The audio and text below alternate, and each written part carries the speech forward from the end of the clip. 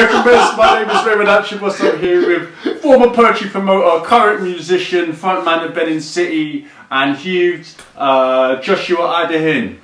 Plow. Bam. Plow. Boom. Plow. We are here in his flat in... and I Don't tell them where I live. I'll beep it out, I'll beep it out. Please, just we're here in his out. flat in... but Joshua is a Hackney native, so he has emigrated out. Born on Senny bread. You ran away? Yeah, of course I did. You ran away? Why did you run away from Hackney? Why did I run away from Hackney? Hackney ran away from me. Blow! Blow! Blow! Blow! Blow! What happened in Hackney, man? What happened? What happened? Well, I think it's a gradual thing. I think we saw the first wave during that Shoreditch time. When the Indian electro scene was busting up in Shoreditch. And we thought it was a good thing. And suddenly loads of shops were closing down and diners were popping up. Loads of nightclubs like Classy People disappeared. Yeah. Oh, I love Classy People. Yeah. I think I remember when I used to walk down Mare Street and there was this kind of concert hall called Ocean that they constantly tried to make into various things until they settled into this community concert hall where foreign artists would come down and perform, and like the Vietnamese community can have an artist perform there, and the Afro-Caribbean community can have like an artist perform there, and everyone would come down and they could have like talent shows, and they kind of settled in that because it was right opposite Hackney Empire. Pantomime place in comedy. So they couldn't really compete on the theatre thing. And I remember back there in my youthful stupidity thinking, wouldn't it be lovely if this was a cinema?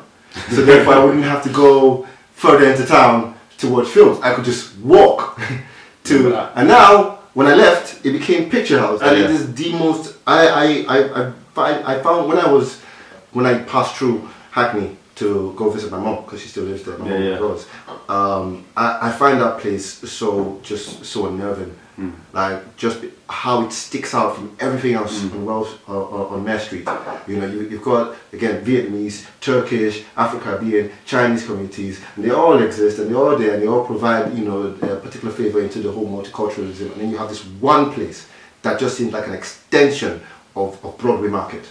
You've just got a certain group of people and a certain type of film.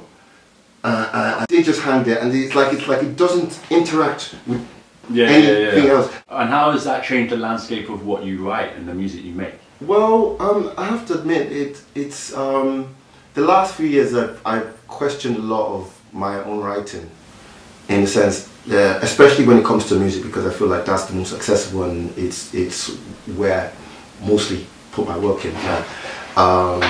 I listened to Stromae last, I think 2 years ago, towards the end of 2013, and I love that album. I think it's brilliant. And of course, the question that kept on coming to my head was, why are you making music? Why am I making music? Why am I creating stuff? And I saw that online I was talking a lot about social issues. That was what was interested me, and that was what created a reaction out of me. And I felt like I can't ignore that in my art. I can't be writing about Gandalf and love and living, living day to day when I'm witnessing sort of my culture as it is, the culture that I've grown into, completely disappear. I went to a club in the song I wrote for Benin City. I went to a club in Hackney that used to be a very, very, very, very sketchy place. Loads of security, right? And it just been bought out. I don't want to say the name of the place, but it's just been bought out. It's been changed, turned into something really nice. And I'd gone there with a friend. Me and him used to live in Hackney, and we both moved out. But we came back and we were like, okay, let's go to this place. We'll go and relive, see what's changed. And they wouldn't let us in. And I asked why, because it was the first time I've been refused from bars before, when I used to go clubbing in the West End, but never in Hackney, right? And I was honestly jokingly expecting him to say, because you haven't got any girls, or it's ladies' night or it's private party. And he said, no, it's because I'm wearing trainers. He goes, no trainers. So I'm like, okay. My brain immediately went like, that's a normal excuse. That's totally fine if that's your dress code. And I was about to turn, I spotted a man inside with trainers. So I was like, bro, that dude over there's got trainers. And he goes, I didn't let him in. I'm like, I used to live around here. You understand? And he was like, no, you just have to go somewhere else. I'm like, I live around here.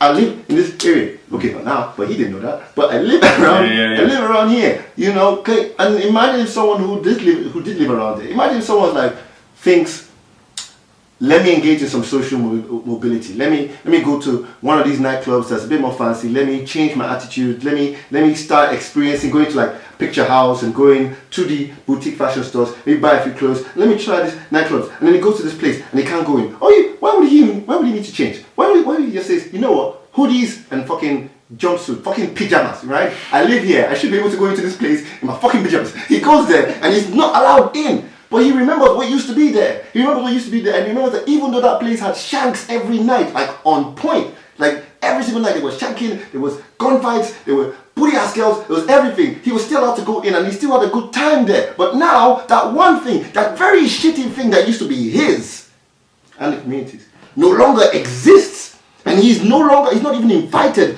to what's new, and it's in his yard. It is like that time when there was a Radiohead concert and I couldn't go because I hadn't bought a ticket, but I could hear it, and it was in Hackney. So it's like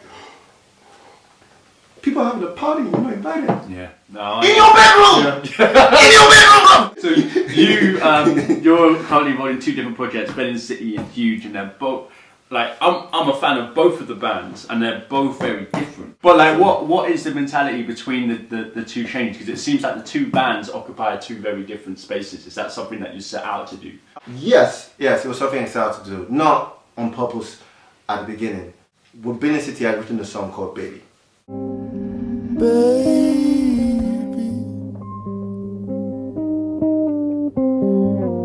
do you have to be so cruel? Baby,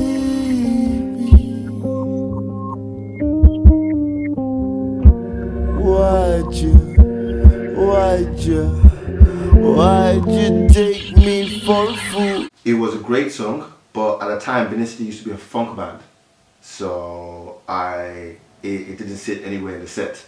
It's like between party, it's the boogeyman, accelerate, baby. You know, she would just slow down and it would be like, that song was great, but it didn't, I don't know where it belonged in the set. So we're constantly putting in different parts of the set. And I wanted to write more songs like that because it was the first time I've actually tried to sing. And I wanted to write more songs like that, and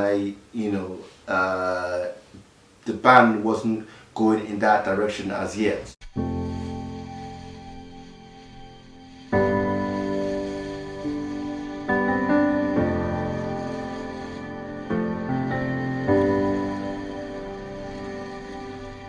Come, my little monkey, quiet now, my pet.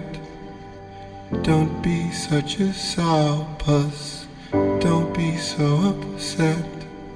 All aboard the rainbow, I've got color you can borrow. Don't be such a shady, I won't let you fade. Allow me in to your bedroom. Let's pull away the curtain and open up your window. I can be your light. But there was also some poetry in the mix there. You know, you had Diana Roger doing a poem, and you've also had, you know, your own kind of verses, which are kind of spoken word-esque. Like, where does that influence come into it, and what was the kind of negotiating of that? Like, well, you have to explain that. Yeah, just because I'm a poet. Yeah. And part of what got me into music in the first place was poetry and music. I mean, that was my first entry. It wasn't like, oh, I listened to a singer and I thought, oh, I can do that. No, I never thought I could sing. I didn't think I could rap. I don't think I can rap, really. I think I can rhyme on point, but, you know, you never see me in a cypher or anything. But I like the maxi jazz. I like the roots maneuver. I like the ghost poet. I like the Shane Coyzons and the Ursula Rockers and Sir Williams. Sir Williams stuff. And yeah, that really picked at me and inspired me. Some of the music we create, I think it lends itself better to poetry. Yeah. Nice. I remember the one I wrote with Diana was the last track we wrote on the album, and I had no idea what to write for it. It was Tom's track, and he had put a lot of effort into making those horns sound really nice and everything, and it was such a beautiful track. And so I spoke to Diana. I was like, you know what, Diana, here you go. Here's this track. Don't know what to do about it. Do it at the moment. You can't do something. And Diana came back with this lovely track about London. She had originally written it for the entire track, and I was just like, okay, that's great. Let's try and Columbus the track. Let's Columbus. Don't gentrify it. Yeah, I would find it very weird if I ever made an album that didn't have a spoken word piece. Yeah. I think spoken word music can be really good. You know, it's like obviously other people, Scrooge, PFK Tempest, they've proven that time and time again.